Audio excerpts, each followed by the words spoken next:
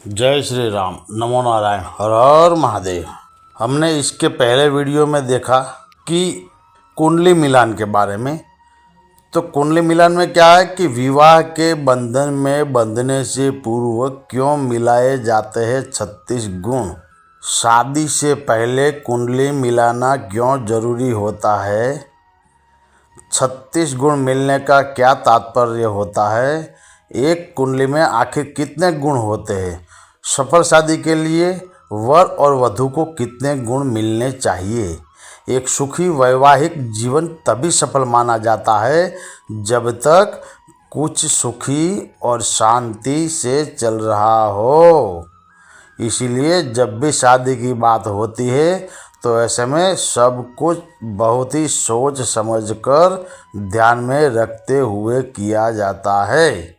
विवाह में कहीं कोई गलती न हो जाए, कहीं वर और वधू की कुंडली में कोई दोष तो नहीं है, सब कुछ जानने के लिए कुंडली मिलान किया जाता है। कितने गुण मिलना जरूरी है, 18 से कम गुण। अगर वर और वधू के 18 से कम गुण मिल रहे हैं तो ऐसी शादी करना उचित नहीं होता है। इस शादी को न करने में ही वर और वधू की भलाई होती है। इस तरह के विवाह के सफल होने की संभावनाएं बहुत कम होती है।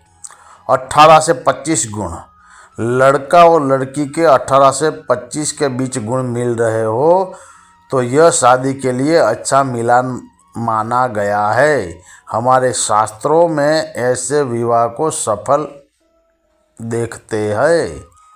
25 से 32 गुण, अगर वर और वधू के 25 से 32 गुण मिल रहे हैं तो वह शादी भविष्य में बहुत अच्छी साबित होगी। 32 गुण मिलना विवाह के लिए सबसे ज़्यादा उत्तम माना जाता है। 32 से 36 गुण, लड़का और लड़की के 32 में से 36 गुण मिल रहे तो आपको जल्दी से शादी कर लेनी चाहिए, क्योंकि इतने ज़्यादा गुण मिलना बहुत अधिक शुभ माना जाता है।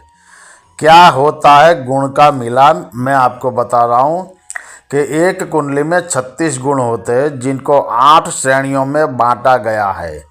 पहला है वर्ण, दूसरा है वश्य, तीसरा है तारा बल, चौथा है योनि, पांचवा है ग्रह मैत्री, छठा है गण, सातवां है भ्रकुत और आठवां है नाड़ी।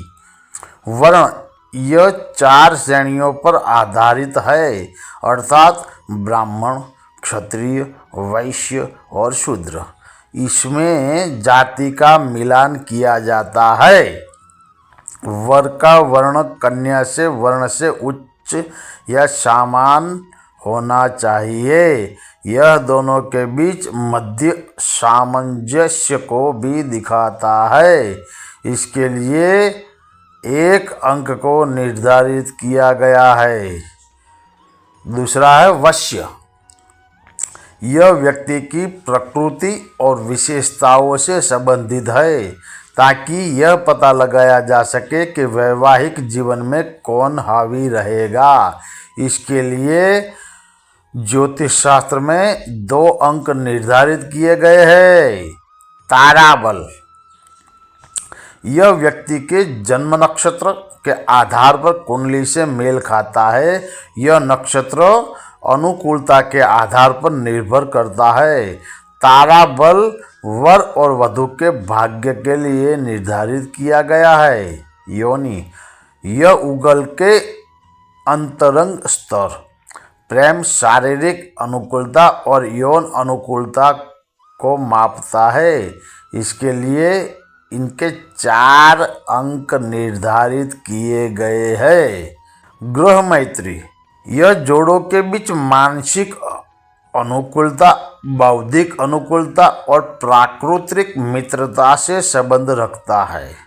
यह लड़का और लड़की के चंद्र राशि की अनुकूलता को भी ध्यान में रखता है। इसके लिए इसके 5 अंग को निर्धारित किया गया है।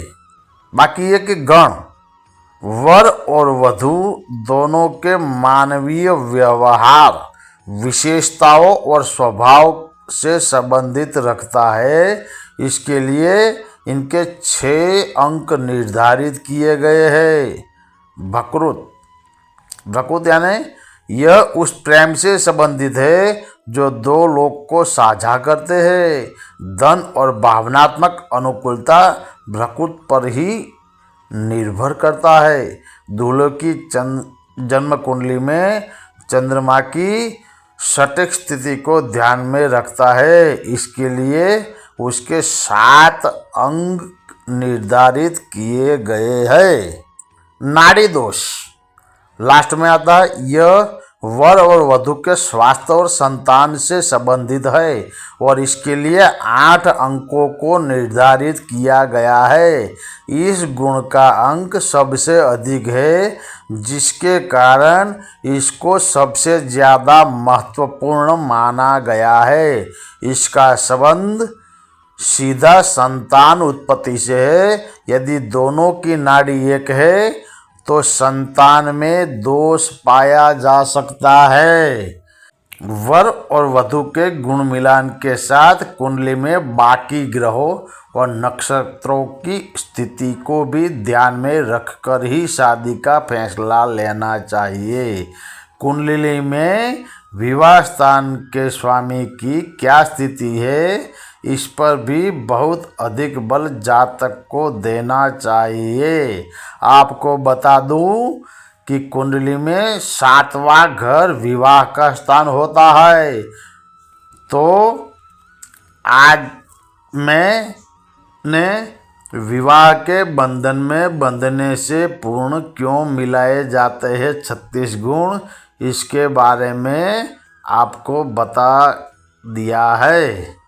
वर और वधू एक दूसरे के प्रति भाग्यशाली हो और दोनों का जीवन ठीक ढंग से व्यतीत हो। जय श्री राम। नमो नारायण। हर हर महादेव।